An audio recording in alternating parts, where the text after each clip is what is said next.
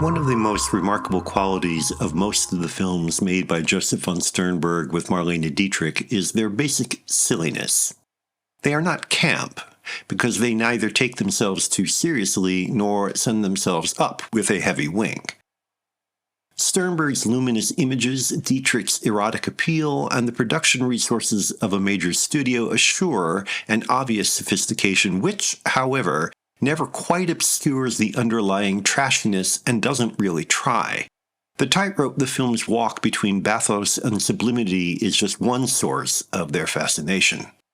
Morocco, for example, the first film made by the pair in the US, has a paper-thin love triangle plot with Dietrich as Amy Jolie, torn between rich, sophisticated Monsieur le Bessière, Adolphe Menjou, and Legionnaire Tom Brown, Gary Cooper, the resolution of which is obvious from Brown and Jolie's first exchange of looks. There's never any suspense about her choice, and there's hardly any action to speak of, just a series of scenes strung together more carelessly than the pearl necklace La Bessière gives Jolie that she breaks at one point. It's clear that the film exists to let the studio show off its new star while providing her with the most exotic cushion the director can dream up. The script provides barely any reason to move from one moment to another, and within scenes, the actor's delivery is occasionally so awkward you could drive a truck through the pauses. It is almost impossible to forget you are watching a movie, since the contrivances are out in the open, fully exposed, threatening to make the rickety structure collapse at any moment.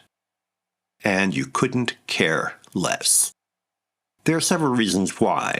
Most obviously, even after 85 years, Dietrich projects such a radiant, high-style image that you can take your eyes off of her only to look at the scarcely less gorgeous Cooper. If you are familiar only with Cooper's later performances, his youthful beauty here will be revelatory. It's difficult to imagine this pre-code film getting past the censors a few years later, for while Dietrich and Cooper kiss only once, and spend much time pretending not to care for each other, every look and gesture between them is practically pure sex. Jolie's choice of Brown is a given, an expression of the power of physical attraction to override common sense. With stars like Dietrich and Cooper burning up the screen, who needs plot logic? Sternberg stages this testament to the powers of attraction with his usual iridescently beautiful lighting in fantasized Orientalist settings and a slightly ironic edge. He's totally committed to this well-dressed nonsense, so that when the film ends with Dietrich running after Cooper into the desert in her high heels, the image is both ridiculous and wonderful.